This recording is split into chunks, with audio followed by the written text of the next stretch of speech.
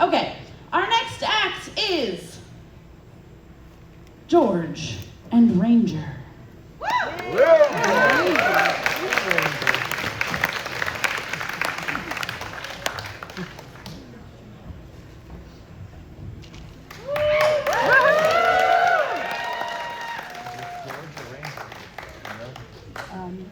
George, I think.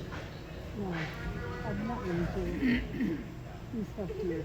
All right, George. And Ranger, I think, plays.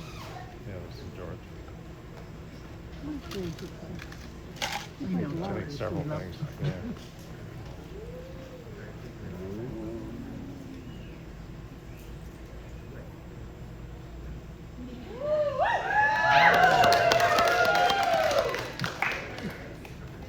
This is the fellow who plays soft. There you go. Woohoo!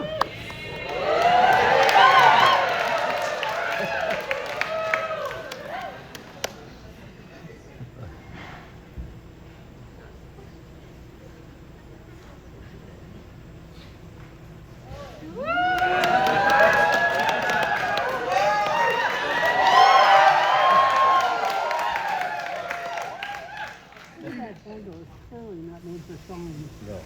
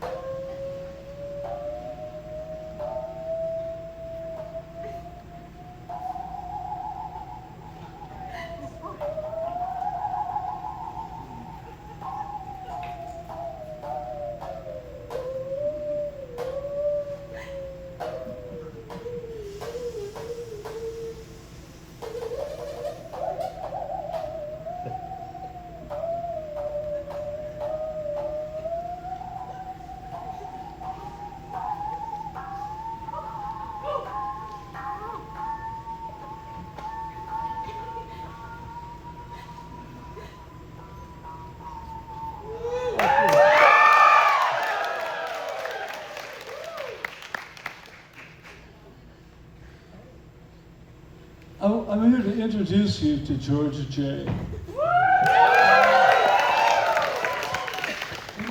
You'll get to know him better as the night goes on here. He's 89 years old and has maintained the Peace Washington State license plate for over 50 years. He also goes down to the to a certain street in Skagit County with another group of people, and they all stand there for peace from noon to 1 on Fridays, and you can join them. That's fair too, right? So when George was 12 years old, he inherited his musical saw from his grandfather on his deathbed, and he has been playing it ever since. George and I are members of the Poor Man's Jug Band, along with Jerry Sherman, Gary Sparrow, and Steve Koch, who is playing tuba in Brascadia tonight. Thank you. Yeah, and that's for Brascadia. They did a good job, right? Yeah.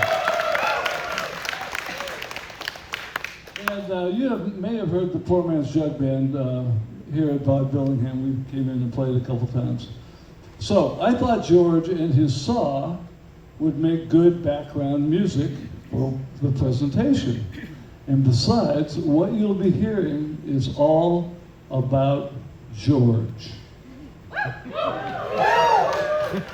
So in the summer, he and his partner Geraldine live on my back 9-acre property.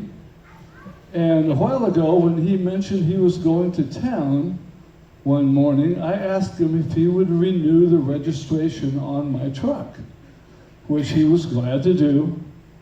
However, when he came back that afternoon, George said,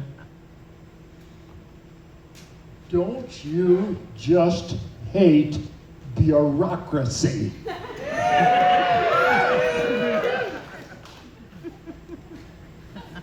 George made that opening comment while leaning over one side of my pickup truck while I was leaning over the other.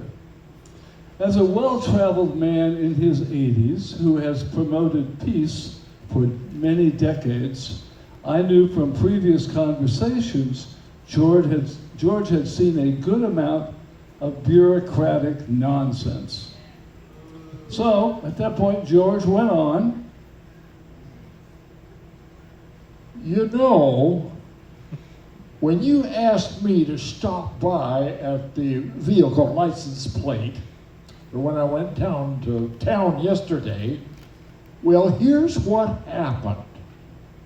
I went in and gave them the registration you had asked me to renew. I said, who do I make the check out to, and for how much? makes perfect sense. So far. The woman behind the divider told George the info, and he wrote it on the check, and then he handed it over to her. And holding the check in one hand, she asked to see his ID, which he obligingly pulled out and handed to her. She then looked up in consternation.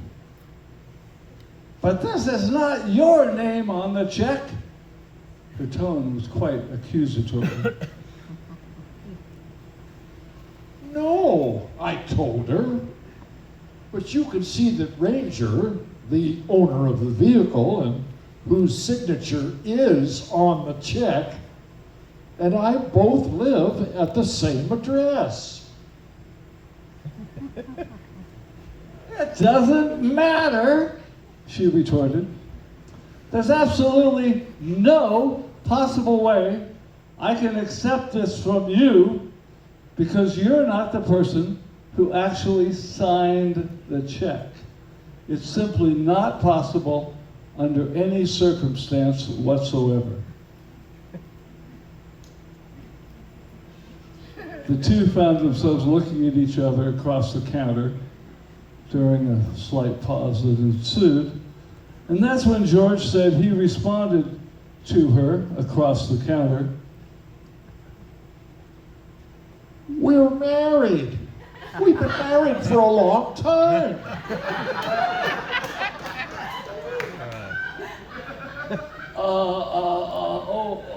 So the woman clearly flustered. I didn't mean, sir, and I wasn't trying to imply or say, but now that's okay. I mean, that's her, that can be fine, and there's no problem. In that case, sir. She pronounced it with ever more emphasis while handing George the completed registration.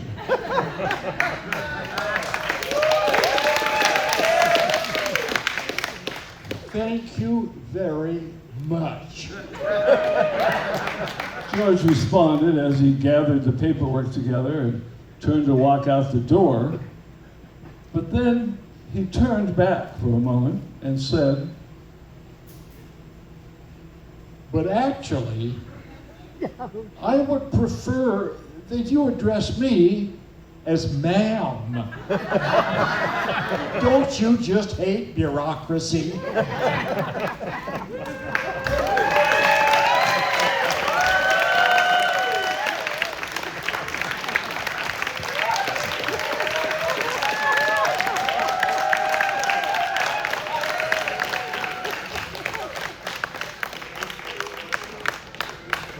a true story from the annals of George J. and there's more.